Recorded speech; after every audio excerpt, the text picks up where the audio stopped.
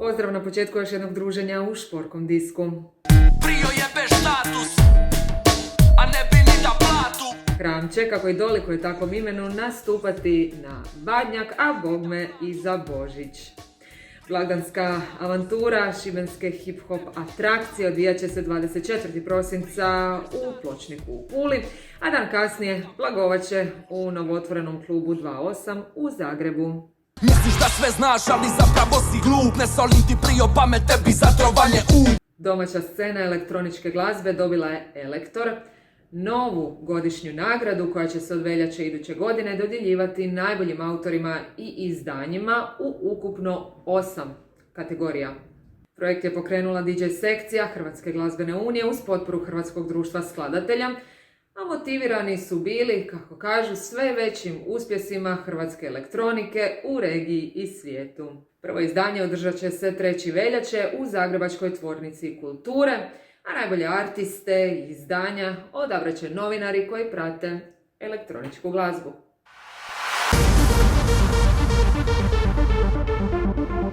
Nakon 20 godina ponovo su se vratili. Jedna od najpoznatijih rave skupina 90-ih, Alice DJ, nakon duge pauze ponovo nastupa. Već su imali koncerte u Belgiji, Irskoj, Litvi.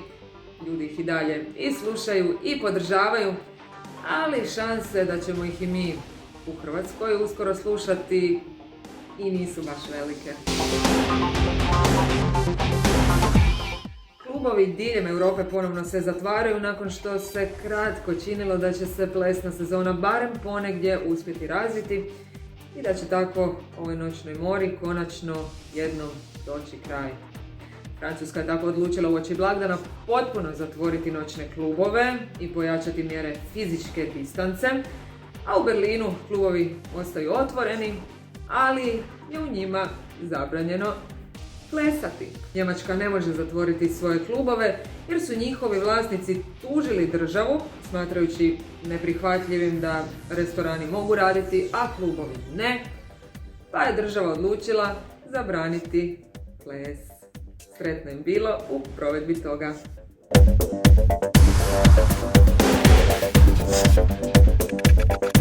Inače, i dalje normalno da deseci tisuća ljudi na utakmicama dahću jedni na druge, da se u kafićima normalno funkcionira i da više manje sve funkcionira, osim plesa. Opće poznato je da COVID djeluje na plesnim podijima i iza ponoći.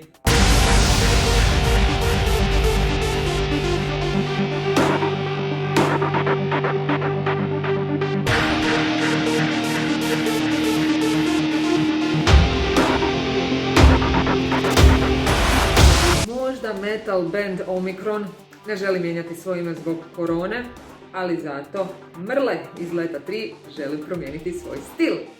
Damir Martinović Mrle sad je DJ Demian. Izašla je njegova nova stvar Hello, How Low u suradnji s Ivankom Mazurkijević. Ne zvuče ni malo kao Nirvana, možda samo malo taj dio. Uglavnom pjesma je dio nedavno objavljenog albumskog izdanja I'm Alive, a Mrle kaže kako u budućnosti želi napraviti što više elektroničke glazbe. Veselimo se! Izašao je trailer za nastavak filma South Park post-Covid u kojem su Stan i Kyle obećali da će putovati u prošlost kako bi spriječili pandemiju koronavirusa. Dobro su se sjetili i nadamo se da će mi uspjeti. Novi nastavak emitirat će se sljedeći tjedan u SAD-u. Još se ne zna točno kad ćemo ga i mi moći gledati u Europi, legalno. A ovo je drugi od 14 jednosatnih filmova koji će se po 2 prikazivati svake godine. I u ovo doba moderne tehnologije pažnju je privukla jedna knjiga. Knjiga od skoro 3 metra, teška više od 300 kg, plijeni pažnju na šibenskoj adventuri. Knjiga je nastala u prostoru kluba Tunel gdje su izradili ujedinjeni šibenski umjetnici i kreativci uz poticaj gradske uprave.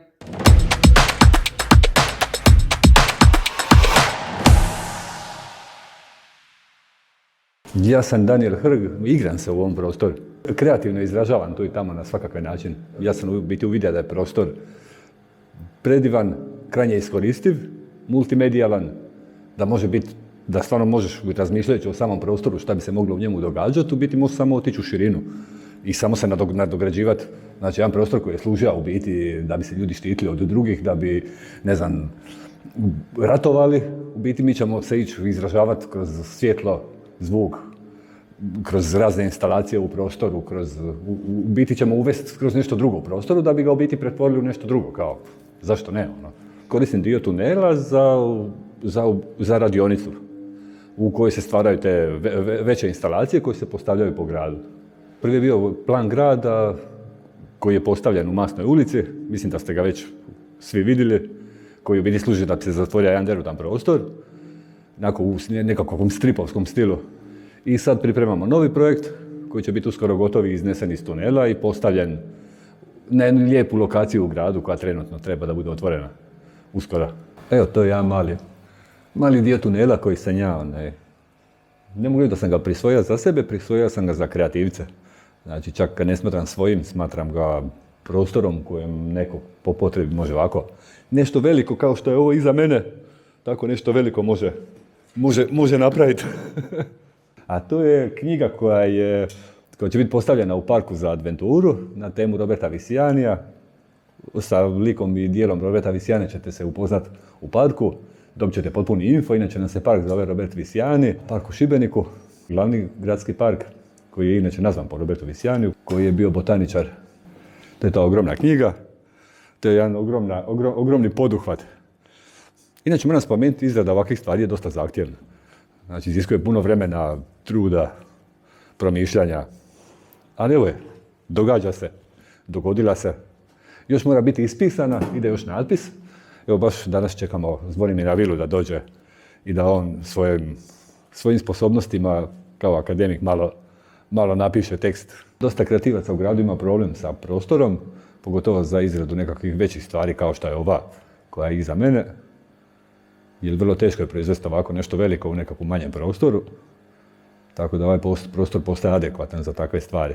Ja ostavljam taj svoj kreativni, ne znam kako to opisati, ja nastavim ostati otvoren. Znači ne definirati šta volim raditi, nego jednostavno čekam da mi dođe nešto u susret s čim se ja mogu osobno povezati i dobiti taj jedan impuls da se kreativno izrazim. Eto, iskreno da mi je neko rekao da ću raditi knjigu i da ću uživati radeći tu knjigu, ne bi mu vjerovao. Ali tako kad radi kolektiv, da kad je to za grad, kad povežeš više stvari, vidiš jedan smisao opće podizanja ovakve stvari za dobrobit sviju. Kreativnost svima treba. Pogotovo u ovim danima korone, mislim da svi, pogotovo, evo, sjetite se same izolacije, čime ste popunjavali dane nego sa kreativnim stvarima od glazbe, filmova, razne vrste umjetnosti. Mislim da je to nešto što oplemenjuje ljude i da nam je jednostavno potrebno. Bar je meni osobno kreativnost i potreba. Mislim da jednostavno oplemenjuje.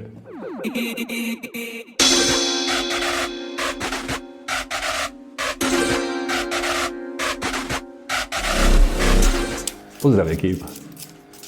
Pa moram priznati da mi paše, na primjer dok radim u prostoru, paše mi ta tišina i paše mi ta zaštićenost samog prostora. Osjećam se zaštićen u njemu. Znači prvobitna svrha ovog prostora je bila da zaštiti nešto od nekoga. A sad u biti ja mislim da ga trebamo obrniti, ne da se štitimo od nekoga, nego da uvodimo ljude u taj prostor i da ga otvaramo. Znači da napravimo suprotnu stvar od onoga za što je on zamišljen. Mislim da jednostavno ljudi u gradu nikad nisu ni vidjeli ovaj prostor, niti znaju da uopće postoji takav prostor. I sad šteta uopće samog prostora i šteta uopće koliko je već uloženo ljudskog truda da bi se taj prostor napravio kao takav. Jer sam prostor svojom veličinom, izgledom poziva na igrajte se u njemu.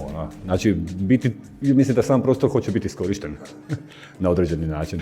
Biti i kreativno se izražavati u više smjerova. Znači, spajati više vrsta umjetnosti u jednu. Znači, igra se sa svjetlom, sa zvukom i sa instalacijama i umjetničkim intervencijama koje se mogu događati u samom prostoru.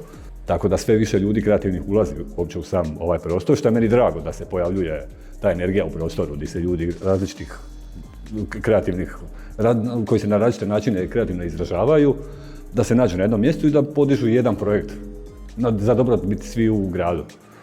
Evo mali monstrum je napokon došao tamo gdje je treba. Uspjeli smo ga proizvesti u tunelu i ne mogu vjerovati da je tu. Skoro mjesec dana nam je trebalo za nju, skoro 17 ljudi je radilo na njoj. Uglavnom mislim da je krajnji produkt vrlo dobar.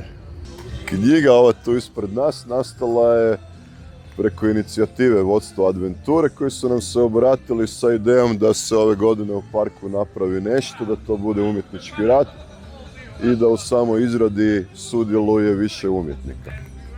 Onda smo mi zajedno sjeli i malo počeli gledati što bi bilo najbolje u parku napraviti. Bile su tu razne ideje, od velike božićne kuglice sa snijegom unutra, pa ne znam, bilo je stvarno svakakvih ideja.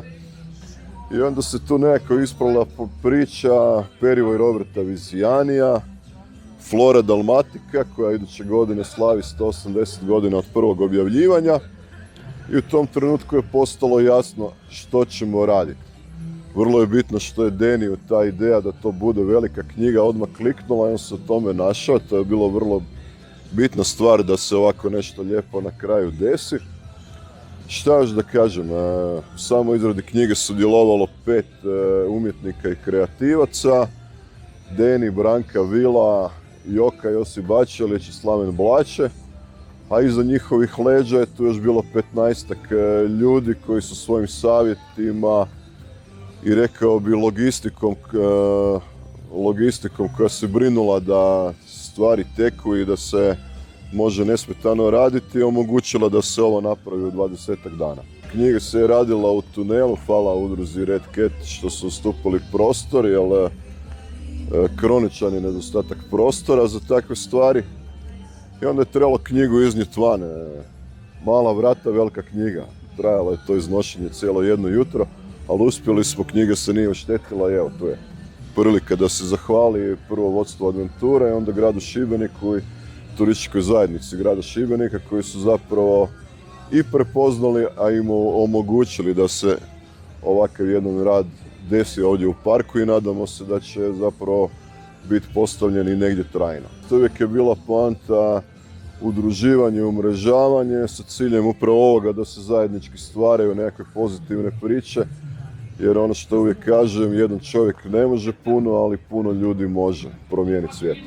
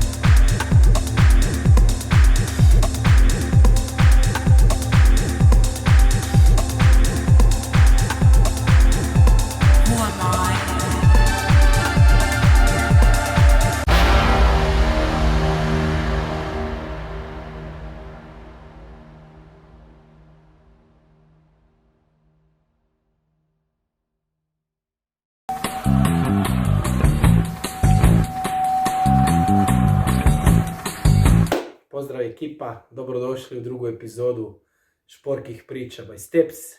Ostanite s nama u sljedećim minutama jer bit će ludo i nezaboravno kao i svaki put. Šporke priče, epizoda broj 2 se nastavlja. S vama je vaš domaćin Steps, moja supruga iza kamere i trenutno kao stativnom služi jedan stolac koji ne vidite, ali fakat je super. Pa krenimo redom. Započet ćemo epizodu sa jednom autobiografijom čovjeka kojeg ne treba, nadam se, previše predstavljati.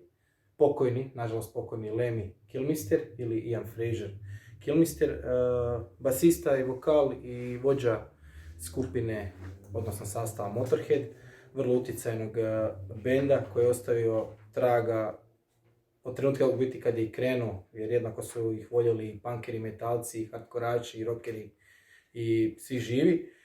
Jedna vrlo šarolika ili šarena ili dosta detaljna biografija iz Lemmyjevih usta koju je zapisivala novinarka Janice Garza. Knjiga se zove White Line Fever, ja sam svoju pribavio u Rockmarku i donosi stvarno fascinantan uvid i presjek Lemmyjevog života od djetinjstva pa sve do poodmakle dobi, pardon. Nažalost, Lemmy je preminuo od 2015. U knjizi se osvrće apsolutno na sve, o svom odrastanju do prve pojave rock'n'rolla koje se doći iz prve ruke, pošto je dijete rođeno nakon Drugog svjetskog rata, do odrastanja u Stoke-on-Trentu, poslije se muvao po cijeloj Engleskoj, živio po skvotovima i pokušavao se ubaciti u, ajmo reći, glazbeni džir. Glavna motivacija je bila za života napraviti band i loviti ženske. To se stvarno je pokazalo istinitim. Prvu gažu je, tako reći, dobio kao roadie velikom Jimi Hendrixu. Razvlačio je kablove i sve što je trebao, nabavio čak i LSD, kao što i piše u knjizi. Tokom jedne turneje i tu je stekao ogromno znanje što treba i što ne treba raditi u životu. Iako je Lemmy po svojoj prirodi iako vrlo skroman i velikog srca, nije se libio koristiti razne supstance koje su ga na kraju i odredile, a ne u negativnom smislu naravno. Mnogi su pokušavali držati korak s njim, ali su neslavno propali. Tako ovdje spominje i razne postave Motorheada, odnosno razne ljude koji su prošli kroz njega. Definitivno preporučujem knjigu. Osvrće se na svoje dane u space rock bendu Hawkwind, sviranju sa svojim prvim bendom Opal Butterfly i kada je bio dijelom benda Rocking Bikers. Biografija je prepuna suludih detalja, pogotovo taj dio Hawkwindu s kojim je proveo 4 godine, koji je bio natopljen svim živim i neživim. I to u principu to. Komplementarni soundtrack ovoj knjizi ja bih definitivno preporučio Motorheadovu kompilaciju koja se zove No Remorse. Samo hitovi su gore, da ne spominjemo već klasični Ace of Spades, Killed by Death, Overkill, Shine, Iron Fist Bomber i meni jedna od dražih njihovih stvari Metropolis. Definitivno ocrtavaju tih prvih 10 godina benda. Također u knjizi Lemmy se osvrće na svoj, na bendovski, diskografski odnos prema bendu od različitih izdavačkih kuća koji su ih većinu puta znale zajebat, ali to ih nije spriječilo da rasturaju i ostave trag koji će se osjećati još mnogo generacija koji dolaze, pogotovo ovih glazbenika. Jel? Stoga slušajte Motorhead i štujte Lemmyja. Pitate se zasigurno što Peter Jackson, poznati redatelj i skupina The Beatles imaju zajedničko. U zadnje vrijeme jako puno toga. Sam osobno, priznajem, nikad nisam se ulovio u tu neku ludu šizu oko Beatlesa. Iznimno ih poštujem i cijenim kao glazbenike i kao autore.